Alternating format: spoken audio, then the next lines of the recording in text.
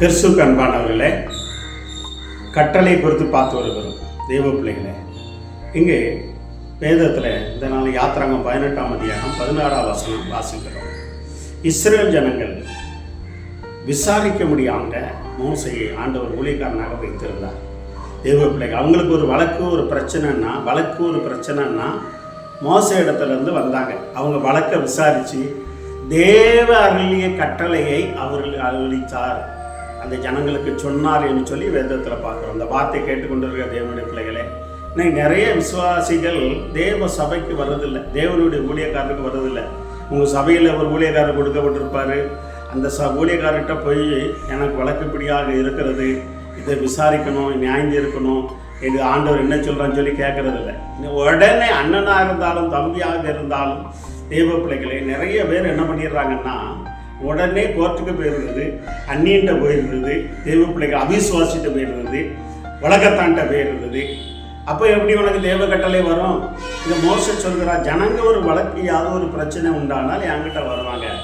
அதை மோசை அவரும் சுயமாக கட்டளை விட மாட்டார், தேவ சமூகத்தில் கட்டளை கொண்டு போவார், அந்த வழக்கை கொண்டு போவார். வழக்கை கொண்டு போனார், தேவன் என்ன கட்டளை கொடுக்குறாரோ, என்ன ஆலோசனை கொடுக்குறாரோ அதை மோசே இஸ்ரேல் ஜனங்களுக்கு சொல்லி கொண்டிருந்தார். இந்த வார்த்தை கேட்டுக்கொண்டிருக்கிற தேவ பிள்ளைகளுக்கு இன்றைக்கி அநேக சபையில் இந்த மாதிரி காரியங்கள் இல்லை. தேவ பிள்ளைகளை, முதல்ல சபையில் ஒரு பிரச்சனை சபை மூப்பர் இடத்துல சொல்லு, சபையாட்ட சொல்லுன்னா வசனமே சொல்லுது, அநேக வசனங்கள் இருக்குது. இந்த வார்த்தை கேட்டுக்கொண்டிருக்கிற தேவனுடைய பிள்ளைகள், அப்போ அவங்க அந்த ஊழியக்காரர் தேவ சமூகத்தில் தெய்வ பிள்ளை பாஸ்டர் இருக்கலாம், தீர்க்கதரிசியாக இருக்கலாம், சுவிசேஷராக இருக்கலாம், யாராக இருக்கலாம், அதை தேவ சமூகத்தில் அந்த வழக்கை கொண்டு போய் தேவன் என்ன கட்டளை சொல்லுகிறாரோ அதன்படி அவர்கள் என்ன பண்ணார்கள், அந்த வழக்கை தீர்த்து வைத்தார்கள், அதுக்கு கீழ்ப்படிந்தார்கள்னு வேதத்தை பார்க்குறோம்.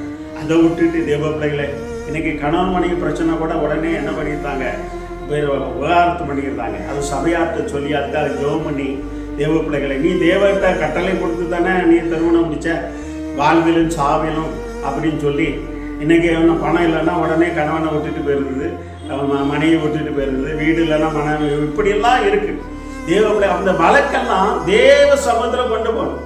தேவன் தான் அந்த தேவன் இணைந்து மனித பிரியாக்கள் சொல்லி இருக்கிறார். அப்போ அந்த தேவ கட்டளையை மோசையை தேவனிடத்திலிருந்து கட்டளை பெற்று அந்த வழக்கை தீர்த்து வைத்தார்னு சொல்லப்படுகிறது. இந்த வார்த்தை கேட்டுக்கொண்டு இருக்கிற தேவனுடைய பிள்ளைகளை, எத்தனை விசுவாசிகள் உங்கள் வழக்கை ஊழியக்காரந்து கொண்டு போயிருக்கிறீங்க?